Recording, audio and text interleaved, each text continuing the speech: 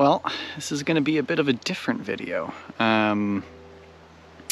It's been a busy 2 weeks and a busy morning. This morning, I was heading out for a bike ride into this beautiful trail, and as I was leaving, I noticed the water main to my friend's house was bubbling out of the ground. So basically, there was like a spring in the yard, and so go and get him and go, hey, I don't think you have a spring in your yard. So we ended up digging up the water main and finding the break. Got a local guy doing construction nearby with his tools to basically shut off the water main. And we got it stopped. And then I'm now out for a bike. But anyways, that's beside the point. It was just a very weird morning, but we got it done. The reason this video is a bit odd is because it's going to be shorter, and in the last 2 weeks I've actually made an offer on a house here in town. So we went and did some viewings, and there's a lot of nice places. Some of them are just nice in the way a newer home would look, essentially, but it's an older home, which is what I need. I'm not buying a brand new home, nor would I want to. But they, you know, like granite countertops and stuff like that. It's all nice, but the home that I've made an offer on, it's like it was meant to happen this way. We essentially went to see the home, and when we walked up with my realtor, we knocked as usual, and then went to open the door, and the lady was there. Her name's Pat, and she goes, "Oh, what are you doing here?" We said, we're here to see the house. And she didn't know about it at all. So I guess her realtor didn't contact her about the viewing, even though he confirmed the viewing. Pat, being as nice as she was, she let us walk around anyway. I later learned that her realtor was actually going to cancel the showing. Don't know why, but again, fate. So Pat welcomed us in, showed us sort of around the place, but then let us do our thing.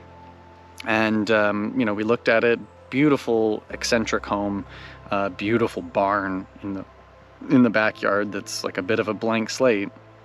You know, it needs some love, there's no doubt there, but we got to meet her afterwards, and she basically told us how she lived in that home with her husband for 50 years. He was an artist, a woodworker, a taxidermist, and all of the wood and just the eccentricities of the home, that was all him. And I learned that he and his friend actually built the barn. So not so much an amateur woodworker, he's clearly quite skilled.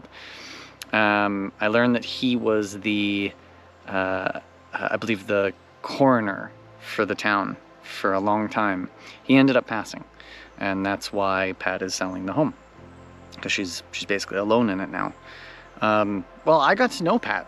I wrote her a letter, and I explained who I was and why I'm coming out to this town and the goals I'm trying to accomplish.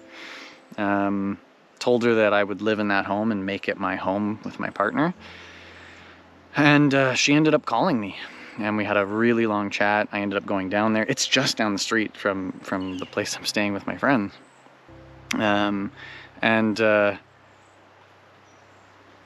I can't describe the feeling other than it's just right.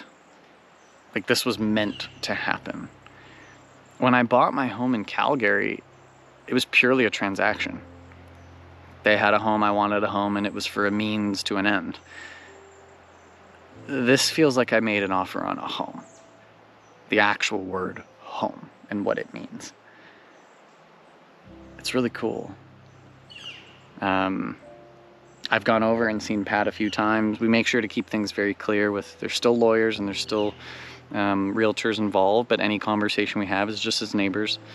And she's just so sweet. She wants to walk around the property and go through the things that she doesn't want, let me know if I want them, and she'll leave them, because she's older. She doesn't want to do a bunch of dump runs, and that's hard for her to lift things and everything.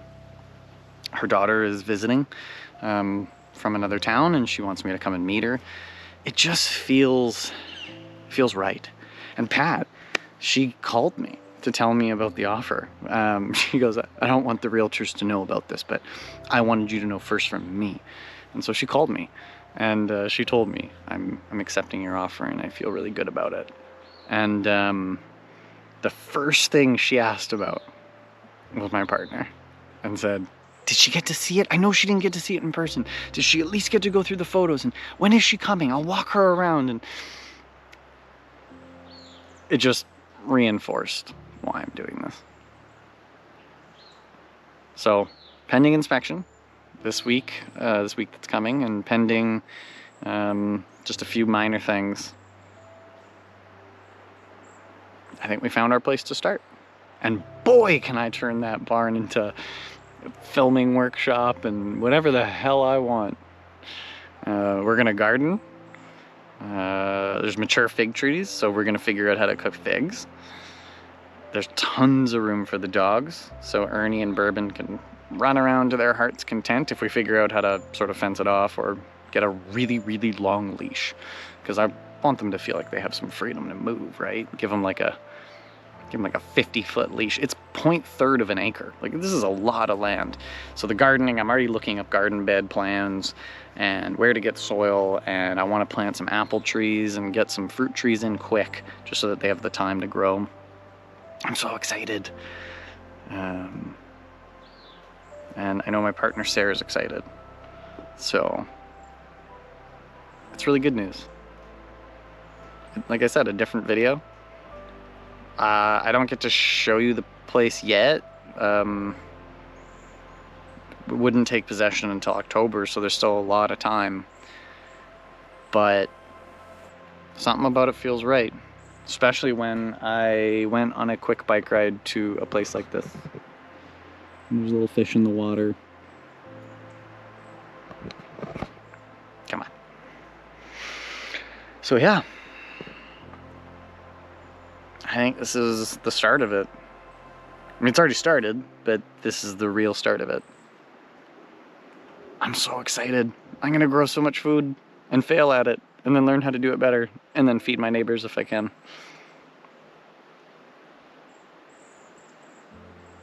I didn't think this would all happen this fast, and I had a lot of doubt, which I think is natural, but it feels right. So, a good 2 weeks. More to come. And I gotta find some lumber, because I gotta build some garden beds. And I gotta figure out how to cook figs. So, I always try to share something I'm learning as these weeks pass. I'd say this last 2 weeks I've learned,